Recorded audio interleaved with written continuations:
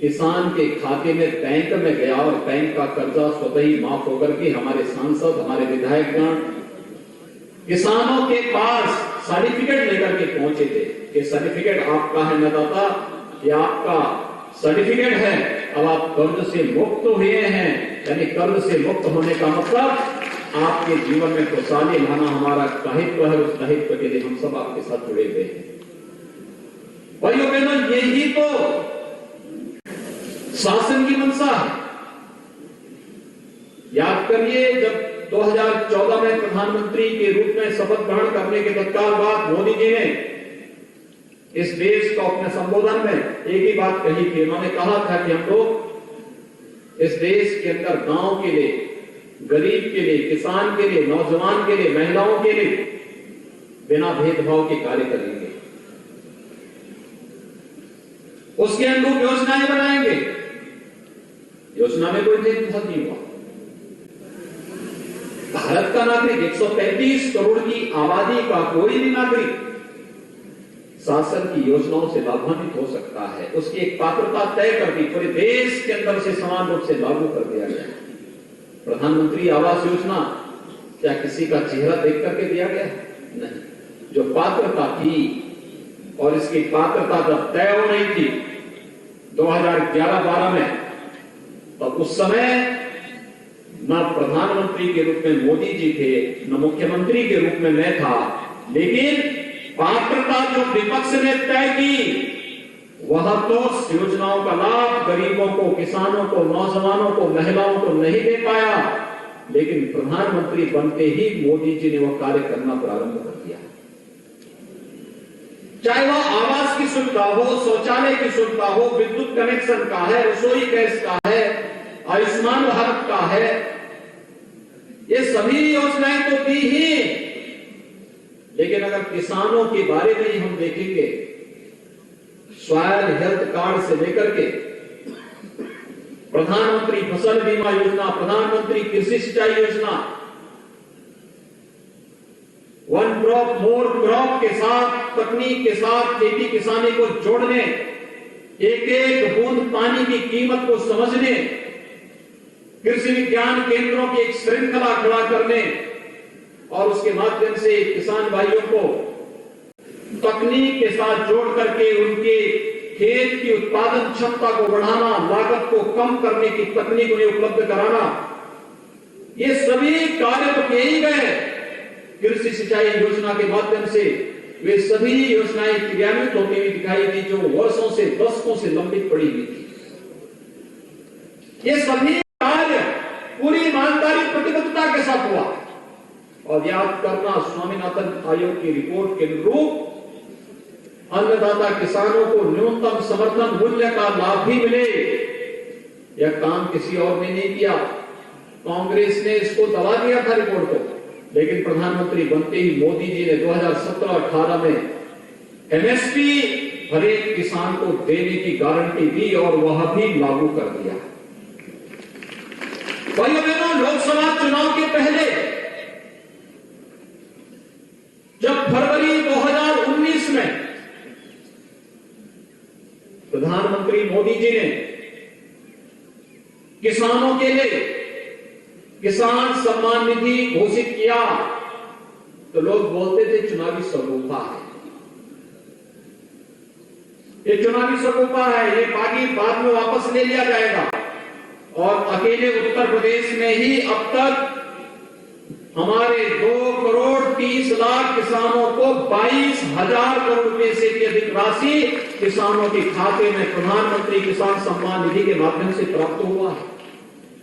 और मान कर सकते हैं, एक किसान जिसको दवा के लिए, बीज के लिए, खाद के लिए 1,000, 2,000, 5,000 रुपए की आवश्यकता साल में पड़ती है, वह साहूकार से लेता है 20%, 24% में ब्याज लेता है।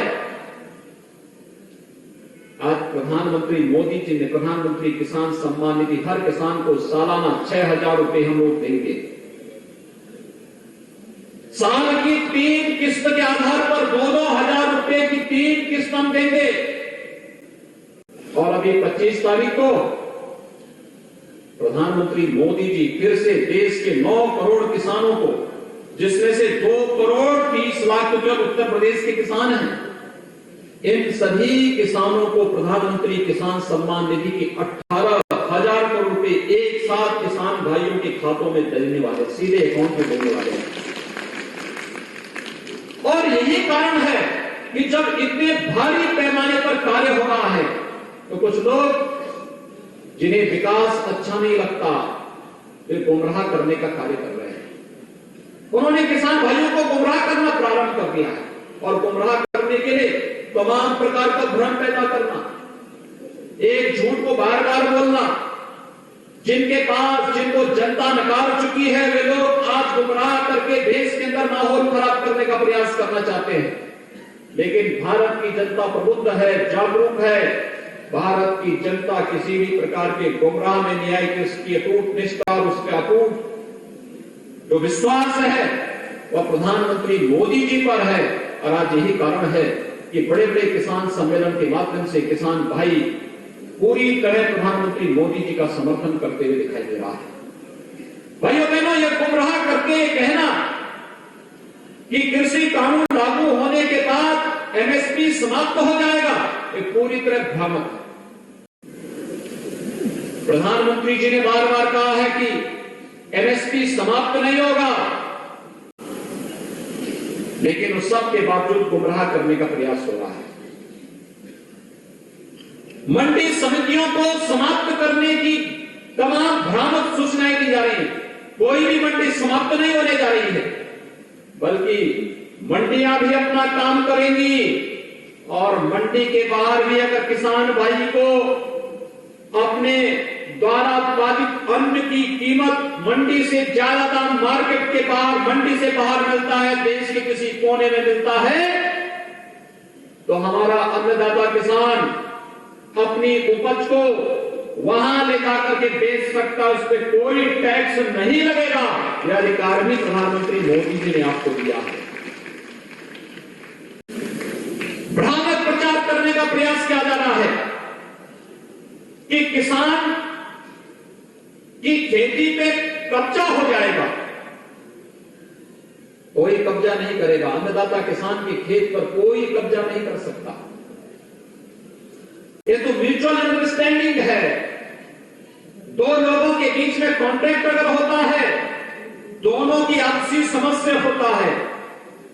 और सरकार इस मामले में यह भी गारंटी दे रही है कि अगर कॉन्ट्रैक्ट खेती प्रारंभ होती है तो कॉन्ट्रैक्ट खेती में किसान के हितों को पूरी तरह संरक्षित करने का कार्य भी इसके माध्यम से किया गया है। लेकिन विपक्ष गुमराह करने का प्रयास कर रहा है। भाइयों बहनों, आज किसान को जितनी सुविधाएं देने का कार्य हो सकता है, अन्नदाता किसानों के हितों के लिए पिछले 6 वर्षों के दौरान प्रधानमंत्री मोदी जी के नेतृत्व में केंद्र की सरकार ने पूरी प्रतिबद्धता के साथ उस कार्यक्रम को आगे बढ़ाया है। और पिछले 3.5 वर्ष के दौरान प्रदेश के अंदर भारतीय जनता पार्टी की हमारी सरकार ने भी पूरी मजबूती के साथ किसानों के हितों को संरक्षित करते हुए अन्नदाता किसानों के लिए जो कार्य हो सकता था उसको पूरी मजबूती के साथ आगे बढ़ाने का कार्य किया है। चाहे वह वर्षों और दशकों से लंबित सिंचाई की परियोजनाएं रही हो, किसानों के कर्ज माफी का कार्य रहा हो, प्रदेश के अंदर गन्ना किसानों का अब तक रिकॉर्ड 1,12,000 करोड़ रुपए का गन्ना मूल्य का भुगतान अब तक हमारी सरकार ने प्रदेश के अन्नदाता किसानों के खाते में देने का काम किया है। और मैं आभारी हूं प्रधानमंत्री मोदी जी का कि जो हमारा यहां का किसान चीनी एक्सपोर्ट किया था दुनिया के अन्य देशों में, भारत सरकार ने जो एक्सपोर्ट सब्सिडी दी थी उसका पैसा भारत सरकार लीज कर रही है। पैसा सीधे किसानों के खाते में जाने वाला है। मैं इसके लिए प्रधानमंत्री मोदी जी का अभिनंदन करता हूं कि उन्होंने अन्नदाता किसानों के खाते में पैसा देने का कार्य किया है। अनुमान करें कितना पैसा किसानों के खाते में जा रहा है। और यही नहीं, आप याद करिए 2017 के पहले प्रदेश के अंदर किसानों की उपज को खरीदने के केंद्र नहीं लगते थे। बिचौलिए और दलाल उसमें हावी हो जाते थे। 2017 के बाद प्रोक्योरमेंट का कार्य हमने प्रारंभ किया। पहले वर्ष जैसे मार्च में सरकार बनी, 1 अप्रैल से गेहूं का क्रय होना था, हम लोगों ने पहले ही वर्ष में 36 लाख मीट्रिक टन गेहूं का क्रय सीधे किसानों से किया। धान का क्रय 52 लाख मीट्रिक टन किया। अगले वर्ष 56 लाख मीट्रिक टन गेहूं का क्रय और 52 लाख मीट्रिक टन धान का क्रय सीधे किसानों से किया। और इस वर्ष आप जान ही रहे हैं, कोरोना कालखंड में हम लोगों ने चीनी मिलें बंद नहीं होने दी। लोग कहते थे चीनी मिलें बंद हो जाए, कर देनी चाहिए। हमने कहा नहीं, अन्नदाता किसान के हित में हम जो भी सावधानी बरतेंगे, हम सावधानी बरतते हुए चीनी मिलों को बंद नहीं होने देंगे। हर किसान का गन्ना, खेत किसान के गन्ना मिल तक पहुंचाने की व्यवस्था होगी। इस प्रकार की सुविधा सरकार देगी। हमने चीनी मिलें भी चलाई, खांडसारी उद्योग को भी चलाया और साथ साथ प्रदेश के अंदर गेहूं का क्रय हो, धान का क्रय हो, पूरी मजबूती और पूरी ईमानदारी के साथ करने का कार्य किया जा रहा है। भाइयों बहनों, हम सबका दायित्व बनता है, जब सरकारें पूरी मजबूती के साथ, पूरी संवेदनशीलता के साथ आपके हितों के लिए कार्य कर रही हो, कोई कारण नहीं होता है कि हम फिर किसी भी प्रकार से किसी को गुमराह करने का कोई अवसर उपलब्ध कराएं। ये जितना भी कदम केंद्र सरकार ने कृषि कानून के माध्यम से प्रारंभ किया है, ये किसानों की आमदनी को दुगना करने के साथ साथ ग्रामीण क्षेत्र में व्यापक रोजगार की संभावनाओं को बढ़ाने के लिए भी किया गया है। आखिर हमारा युवा भी गांव में ही रोजगार पाएगा, कोई फूड प्रोसेसिंग के उद्योग में पाएगा, कोई पैकेजिंग में पाएगा, कोई कृषि विज्ञान केंद्र की तकनीकी जानकारी देने के लिए पाएगा, कोई किसी अन्य उपज के माध्यम से कोई 1 डिस्ट्रिक्ट 1 प्रोडक्ट के कार्यक्रम को आगे बढ़ा करके पाएगा। लेकिन हर स्तर पर हर एक नौजवान को, हर एक किसान को, उन किसान की आमदनी को बढ़ाने, नौजवान को रोजगार के साथ जोड़ने की कार्रवाई सरकार करने जा रही है। और आज का ये कार्यक्रम भी इसी श्रृंखला का हिस्सा है। मैं धन्यवाद दूंगा कृषि विभाग को, जिन्होंने कृषि विज्ञान केंद्रों की एक चेन खड़ी कर दी है। पिछले 3 वर्ष के दौरान 20 से अधिक कृषि विज्ञान केंद्र प्रदेश के अंदर स्थापित हो रहे हैं और 20 से अधिक कृषि विज्ञान केंद्र, इन कृषि विज्ञान केंद्रों को कृषि विश्वविद्यालय के साथ जोड़ा गया है। और मुझे प्रसन्नता है कि 8 कृषि विज्ञान केंद्र तो अकेले आचार्य नरेंद्र देव कृषि विश्वविद्यालय के अंदर होने जा रहे हैं, स्थापित हो रहे हैं। उन्होंने तेजी के साथ काम करना प्रारंभ कर दिया है।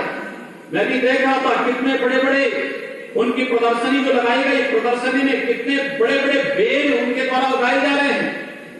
कितना अच्छा आलू, कितना अच्छा काला नमक चावल, ये सभी कितने अच्छे और वैज्ञानिक पद्धति से उगा करके किसानों की आमदनी को कई गुना बढ़ाने का जो कार्य हो रहा है, ये अभूतपूर्व है, अभिनंदनीय है। और इसी श्रृंखला में सेंटर ऑफ एक्सीलेंस की घोषणा भी पुराने कृषि विज्ञान केंद्रों के माध्यम से आगे बढ़ा करके किसी एक कार्य के लिए हम उसे सेंटर ऑफ एक्सीलेंस के रूप में विकसित करेंगे, नई तकनीक देने का कार्य करेंगे, जल संरक्षण के लिए कार्य करेंगे, कृषि के विविधीकरण के साथ उसे जोड़ने का कार्य करेंगे और किसानों की आमदनी को परंपरागत खेती के अलावा वहां वेजिटेबल में, बागवानी में कैसे वह आगे बढ़कर के इस कार्यक्रम को आगे बढ़ा सकता है।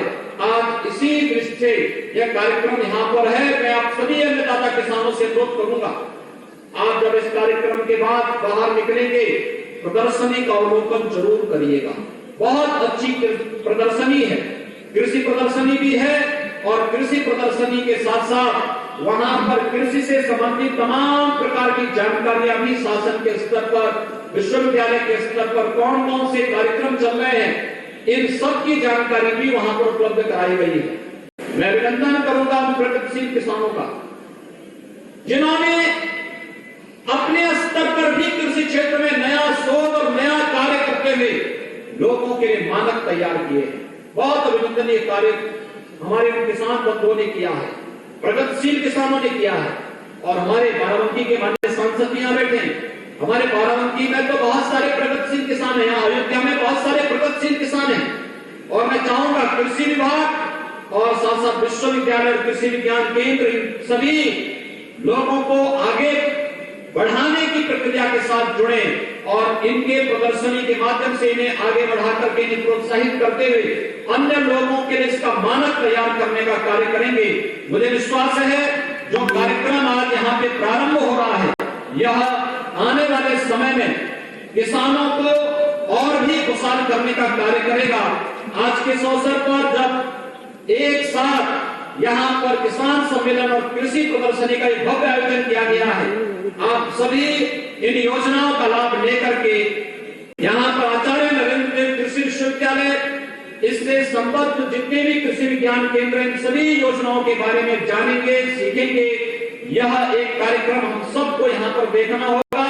मैं आज के उस अवसर पर अयोध्या की इस पवित्र धरती पर आप सबको हृदय से बधाई दूंगा कि 500 वर्षों की जो तमन्ना थी आपके पूर्वजों की, प्रधानमंत्री मोदी जी के कारण अयोध्या में भगवान राम के भव्य मंदिर के निर्माण का कार्यक्रम का शुभारंभ प्रधानमंत्री मोदी जी ने 5 अगस्त को अयोध्या की धरती से आगे बढ़ा दिया। अब आप देख रहे हो कि अयोध्या एक नई अयोध्या के रूप में विकसित हो रही। हमारी ऐतिहासिक और पौराणिक नगरी अपनी पौराणिक और ऐतिहासिक परंपरा को चूर्ण बनाए रखते हुए नए कलेवर के रूप में दुनिया के सामने, दुनिया की सबसे खूबसूरत नगरी के रूप में सामने आएगी। हम सब पर प्रभु श्री राम की कृपा बनी रहे। हम सब खेती किसानी के साथ साथ विज्ञान और तकनीक के साथ जोड़ करके, नए अनुसंधान के साथ जोड़ करके प्रत्येक भारतवासी के चेहरे पर खुशहाली लाने में उत्तर प्रदेश का प्रत्येक नौजवान अपना योगदान दे सके, इस विश्वास के साथ आप सभी अन्नदाता किसान भाइयों बहनों के प्रति मैं एक बार फिर से यहाँ पर जो नए कृषि विज्ञान केंद्र, नए सेंटर ऑफ एक्सीलेंस के लोकार्पण और शिलान्यास का कार्यक्रम यहाँ पर आज संपन्न हुआ है, इसके लिए आप सबको मैं हृदय से बधाई देता हूँ, अपनी शुभकामनाएं देता हूँ और विश्वास व्यक्त करता हूँ कि सभी तकनीकी जानकारी लेकर के हम भी अपने अपने क्षेत्र में कुछ नया करके अन्यों के लिए प्रेरणादायी बन पाएंगे। इस विश्वास के साथ आप सबके प्रति मैं अपनी शुभकामनाएं देता हूँ। धन्यवाद। जय हिंद।